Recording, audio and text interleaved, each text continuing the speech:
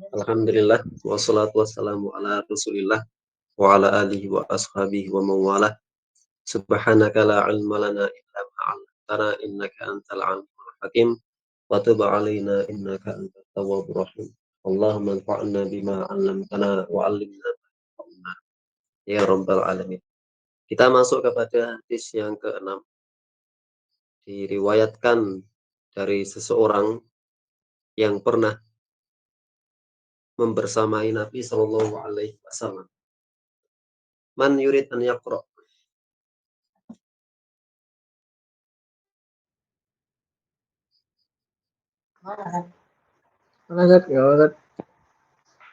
Tafadhal. Yang wa'an rajulin sahabin Nabi. Naam. Bismillah qala musannif rahimahullah ta'ala wa 'ala man nafa'ana wa bi barakatihi fi ilmihi fi darin amin. وعن رجل صحاب النبي صلى الله عليه وسلم قال نهى رسول الله صلى الله عليه وسلم أن تغتسل المرأة بفضل الرجال بفضل الرجل أو الرجل بفضل المرأة وليغترفا جميعا أخرجه أبو داود والنسائي وإسناده صحيح.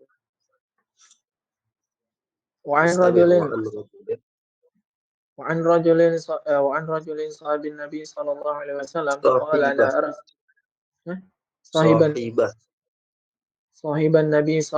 النبي صلى الله عليه وسلم قال نهى رسول الله صلى الله عليه وسلم أن تغتسل المرأة بفضل الرجل أي بالماء الذي يفضل عن غسل الرجال عن غسل الرجل أو أو الرجل بفضل المرأة مثله وليغترفان من الماء عند اغتسالهما منه جميعا أخرجه أبو داود والنسائي وإسناده صحيح إشارة إلى رد قول البيهقي حيث قال إنه في معنى المرسل أو إلى قول ابن حزم حيث قال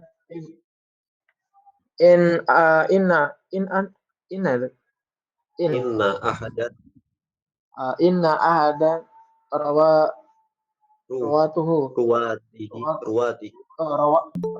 رواته ضعيف أما الأول وهو كونه في معنى المرسل فلأن إبهام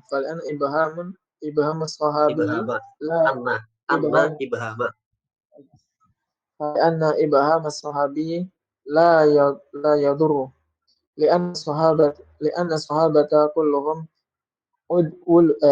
عدول عند المحدثين. وأما الثاني فلأنه أراد ابن حزم بالضعيف داود ابن عبد الله الأودي وهو ثقة وكأنه في البحر افترى بقول ابن حزم فقال بعد ذكر الحديث بعد ذكر الحديث فقال بعد ذكر الحديث إن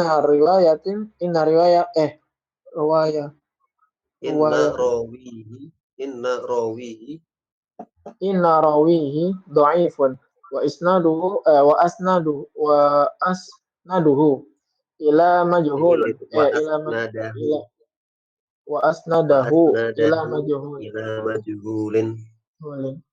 وقال المصنف في فتح الباري إن رجاله ثقات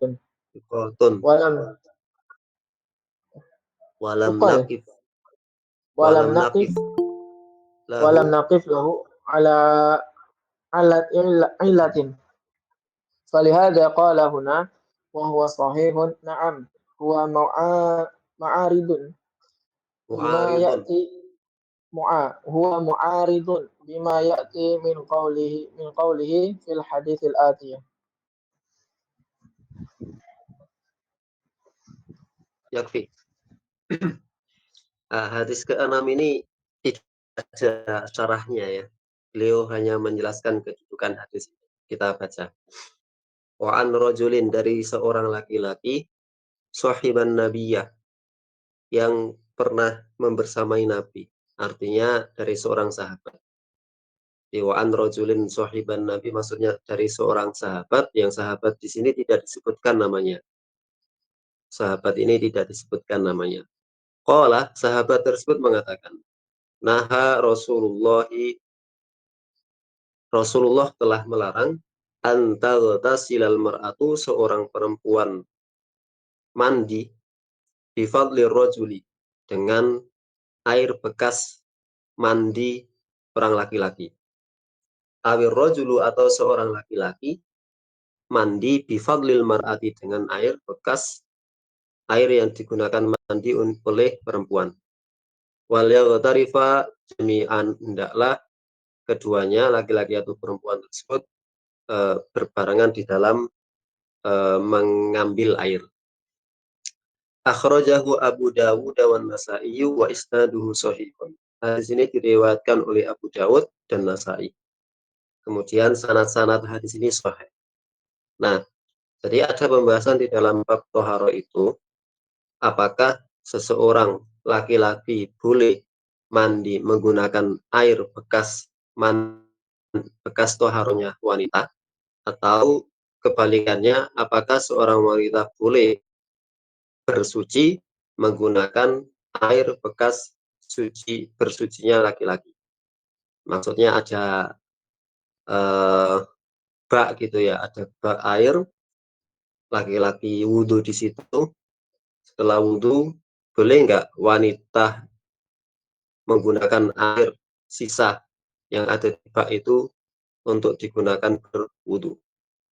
Nah, ini hadis yang pertama mengatakan bahwa Nabi melarang seorang laki-laki bersuci menggunakan air air sisa ya, bukan air bekas, air sisa bersucinya seorang perempuan. Dan juga Nabi melarang seorang perempuan bersuci menggunakan air sisa bersucinya laki-laki. Wal yaghtarifa, hendaklah keduanya itu ngambilnya bareng. Ya. Nah, ini bisa tergambarkan pada suami istri. Suami istri kalau mandi berdua itu diperintahkan untuk mengambil air secara bersamaan. Nah, ini secara zahirnya seperti itu. Hanya saja nanti kita jumpai bahwasanya pendapat yang kuat dan menjadi pendapatnya jumhur, tidak menjadi masalah laki-laki mandi menggunakan air sisa perempuan, atau perempuan bersuci menggunakan sisa air laki-laki. Itu tidak menjadi masalah. Kemudian ada beberapa ulama yang menyebutkan bahwa kalau laki-laki mandi menggunakan sisa air perempuan, maka tidak ada perbedaan di antara ulama atas kebolehannya. Jadi tidak ada perbedaan di antara kalangan para ulama bolehnya seorang laki-laki bersuci menggunakan air sisa perempuan. Ya. Adapun perempuan eh, menggunakan sisa air laki-laki, nah di sini ada perbedaan. Nanti kita lihat. Nah, wa an rajulin sahiban nabi qala, di sini beliau menjelaskan tentang ilmu hadis, bisa menambah pengetahuan kita terkait hadis ya. Nah, Rasulullah Shallallahu Alaihi Wasallam antaghtasilal mar'atu bi fadlil mar'ah. Jadi Nabi melarang seorang perempuan mandi menggunakan sisa mandi laki-laki. Ai, maksudnya bil ma'i, dengan air, alladzi yang yafudulu an ghuslir rajuli, yang tersisa dari bekas mandinya, sisa mandinya seorang laki-laki. Awir rajulu bi fadlil mar'ati wal yaghtarifa, hendaklah keduanya itu, laki-laki dan perempuan, ini bisa terbayangkan pada suami istri ya. Wal yaghtarifa, dan hendaklah kedua laki-laki atau perempuan tersebut bil ma'i, menggayung, mengambil air anda iltisalihima ketika keduanya sedang mandi minhu dari wadah jami'an secara bersama-sama. Akhrajahu Abu Dawud wa Nasa'i wa isnadu sahih. Nah, kenapa Imam Jalaluddin As-Suyuti Ibnu Hajar Al-Asqalani menjelaskan di sini wa isnaduhu sahihun. Beliau ingin membantah beberapa orang yang mengatakan hadis ini bermasalah. Ini secara hadis ya, tidak secara makna. Yang pertama, isyaratan. Sebagai isyarat, ila raddi qaulil Baihaqi. Ya, ini adalah bantahan terhadap pendapatnya Imam Al-Baihaqi. Haitsu qala ketika beliau mengatakan innahu fi ma'nal mursal, bahwasanya hadis tersebut adalah mursal. Apa itu hadis mursal? Jadi salah satu yang membuat hadis itu dhaif adalah salah satu atau adanya rawi yang hilang atau tidak diketahui. Ada rawi yang hilang atau tidak diketahui. Nah, mursal itu adalah salah satu jenis rawi yang hilang. Jadi ada 4 hadis, ada 4 kategori hadis yang menjelaskan terkait lemahnya sebuah hadis disebabkan tidak adanya rawi. Yang pertama ada namanya hadis mursal. Hadis mursal. Yang kedua ada namanya hadis mu'adhdhal atau mu'dhal. Yang ketiga ada namanya hadis munqati'. Kemudian yang keempat ada namanya hadis mu'allaq. Nah, hadis mursal itu adalah hadis yang rawi yang di bawah Nabi itu tidak ada atau tidak disebutkan. Jadi rawi itu ada. Hadis mursal adalah hadis yang rawi di bawah Nabi atau di bawah Nabi itu tidak ada. Misalnya ada seorang siapa contohnya yang tabi'in gitu ya.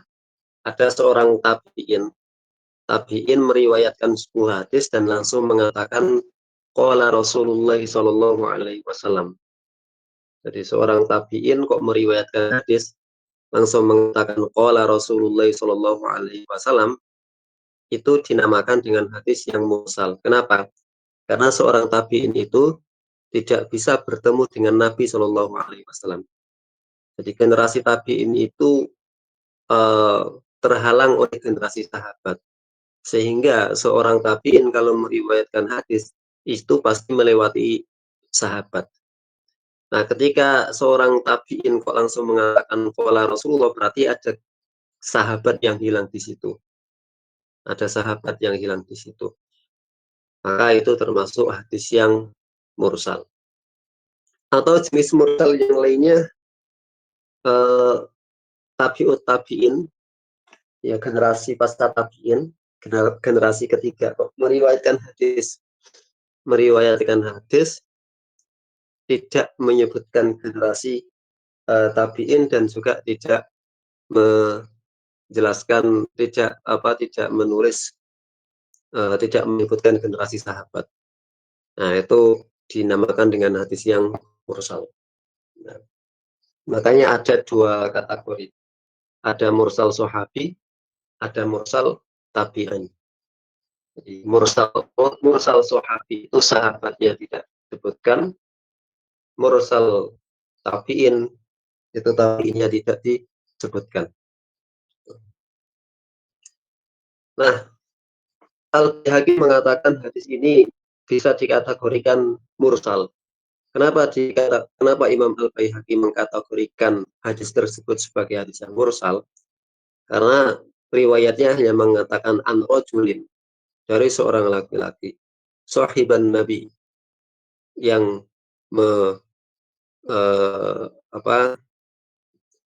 menemani Rasulullah. Jadi dari seorang sahabat. Nah, dari seorang sahabat ini kan majhul, tidak diketahui. Itu siapa? Nah, gara-gara tidak diketahui siapa sahabatnya, Maka Imam Al-Baihaqi menghukumi itu sama saja dengan mursal, gitu ya. Sedangkan para ulama sepakat bahwasanya para sahabat itu udul, mereka adil, sikoh, gitu ya. Sehingga meskipun nama sahabatnya itu tidak disebutkan, ya, maka kalau kategorinya mursal sahabi, maka itu diterima. Gitu ya. Au ila qawli Ibnu Hazmin, atau sebagai syarat membantah bantahan terhadap pendapatnya Ibnu Hazm. Haitsu qala, yang mengatakan inna ahda ruwatihi dhaifun, salah satu perawinya adalah dhaif. Itu salah satu perawinya adalah dhaif. Amal awalu, adapun yang pertama, wa huwa kaunuhu fi ma'nal mursal, bahwa hadis tersebut dikategorikan sebagai hadis yang mursal, fali anna ibham as-sahabi la yadur. Ya, bahwasanya ibham, ketidakjelasan siapa sahabat yang dimaksud di dalam riwayat tersebut itu tidak menjadi masalah. Ya, jadi ini membantah sahabat yang tidak dijelaskan namanya itu tidak menjadi masalah di dalam hadis. La yadur, tidak menjadi masalah. Karena sahabat kulluhum udulun indal muhaddisin, karena semua sahabat itu adalah adil, ya, dalam pandangan para ahli hadis. Wa amma tsani, adapun yang kedua, fali annahu arada Ibnu Hazmin bi dhaif Dawud ibna Abdillahi al-Audi. Nah, Ibnu Hazm mengatakan hadis ini dhaif karena di dalam riwayat, di dalam silsilah sanatnya ada seseorang rawi namanya Daud bin Abdullah al-Audi. Daud bin Abdullah al-Audi. Nah, menurut Ibnu Hazm, Daud ini adalah lemah, dhaif. Iya, dia mengatakan, dia berpendapat Daud ini dhaif. Tapi pendapat ulama yang lain itu sikoh, dia itu dapat dipercaya. Nah, disinilah letak kezelimatan ilmu al-jarh wa ta'dil, ilmu rijal. Ilmu rijal itu ilmu yang terlalu luas karena membahas orang itu detail satu persatu. Dan rawi itu jumlahnya ribuan, bahkan ratusan ribu. Itu perlu banyak-banyak meluangkan waktu untuk membaca biografi satu persatu para perawi hadis, kemudian mencari tahu sejarah kehidupannya seperti apa, sehingga nanti bisa dihukumi apakah rawi ini dapat dipercaya atau tidak, apakah hafalannya kuat, apakah dia itu sikoh, apakah dia itu adil bukan fasik, dan seterusnya. Ya. Tuh. Baik, intinya di hadis yang keenam itu adalah hadis tersebut sahih, meskipun dikatakan itu mursal, tapi tidak menjadi masalah karena mursal sahabi itu diterima. Yang kedua, hadis itu juga sahih meskipun ada yang mengatakan bahwa salah satu rawinya, yaitu Daud, adalah lemah, sedangkan ulama yang lain mengatakan dia itu adalah thiqah. Adapun fikih hadisnya, penjelasan tentang hadisnya, ini dijelaskan oleh hadis yang ke-7. Hadis yang ke-7.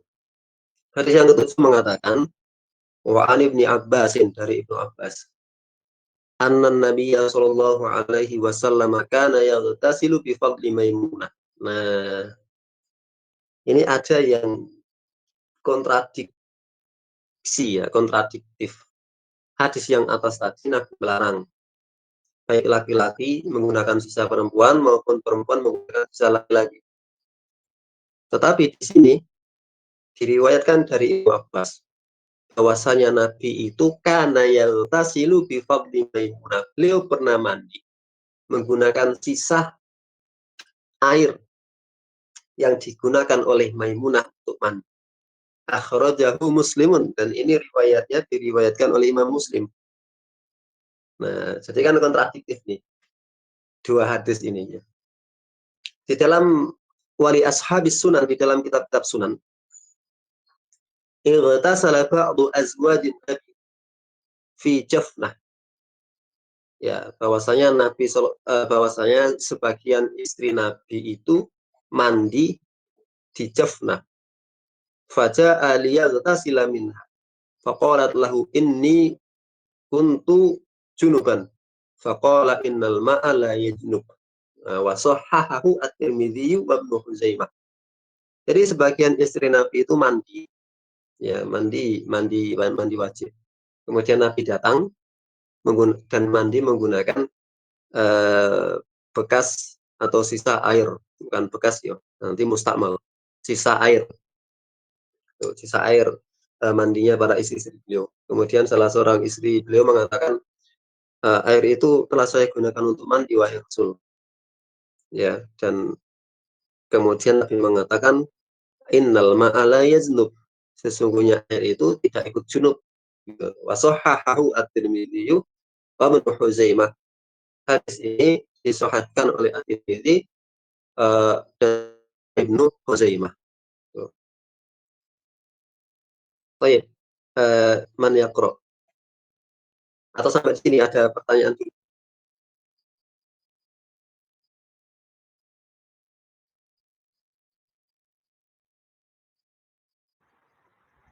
Jadi nggak masalah nih Ya, ya, Tat. ya nggak masalah. Yang hadis ke-6 sama yang ke-7 ini. Kenapa? Kayak apa namanya? Yang kalau buat diambil untuk hukum sama ini, karena kan ada kontra nih, Tat. Hadis 6 sama Ya, 7. Nah, untuk yang bisa diambil hukum itu yang lebih kemana nih? Hadis 7 atau yang hadis ke-6?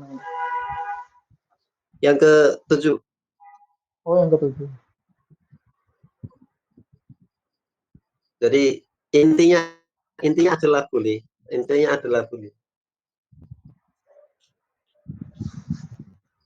Jadi, intinya adalah laki-laki boleh menggunakan sisa perempuan, kemudian perempuan boleh menggunakan sisa laki-laki.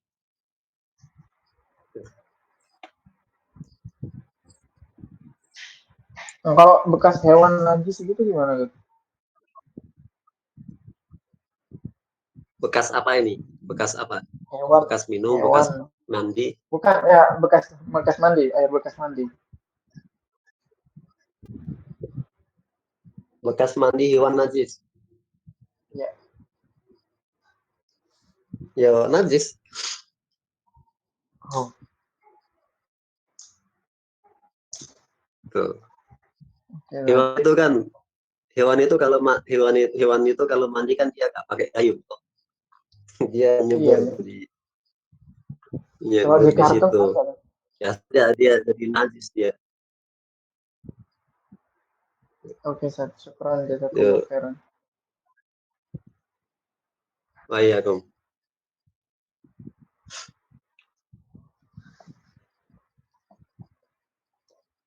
Taib man yurid an yaqra wa an ibni Abbasin.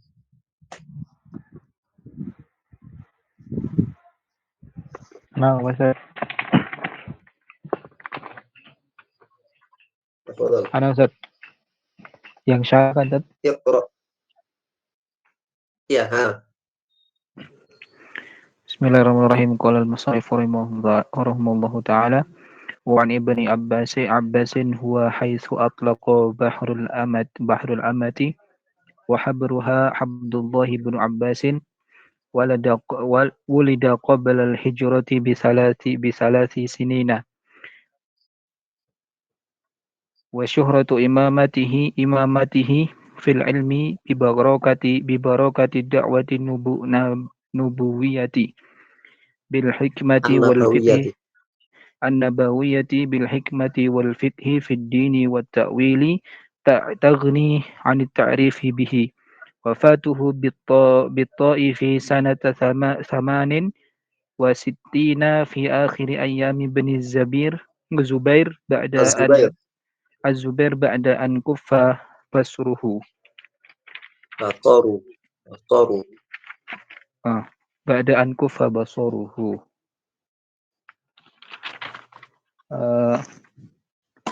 أن النبي صلى الله عليه وسلم كان يغتسل بفضل ميمونة أخرجه مسلم.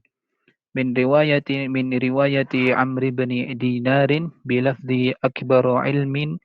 أكبر علمي والذي يخطر على بالي أن أبا siapa Ustaz? Sya'sa. Sya'sa. Aba Sya'sa. أخبرني أبا الشأس أخبرني الحدث وأعله قوم بهذا التردد ولكنه قد ثبت عند الشيخين بلفظ إن النبي صلى الله عليه وسلم وميمونة كان يغتسلان من إناء واحد ولا يخفى La أنه لا ta'arudu. تعارض لأنه يحتمل أنها كان يغترفان معا فلا تعارض. Tamam. نعم Yakfi.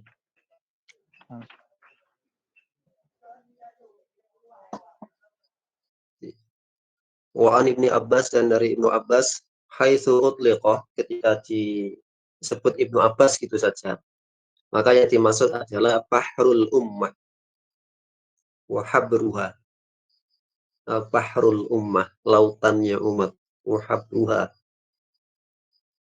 Habrun itu tinta. Habrun itu tinta.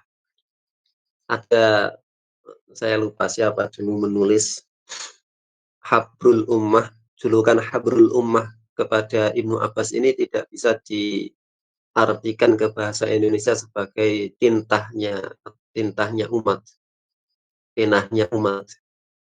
Kenapa? Karena Ibnu Abbas tidak menulis. Ibnu Abbas tidak menulis, Ibnu Abbas tidak meninggalkan tulisan, tidak meninggalkan karya hitam di atas putih. Tetapi Habrul Ummah ini sebagai gambaran banyaknya ilmu beliau. Andai ilmu tersebut dituliskan. Abdullah bin Abbas. Abdullah bin Abbas itu berarti dia sepupunya Nabi.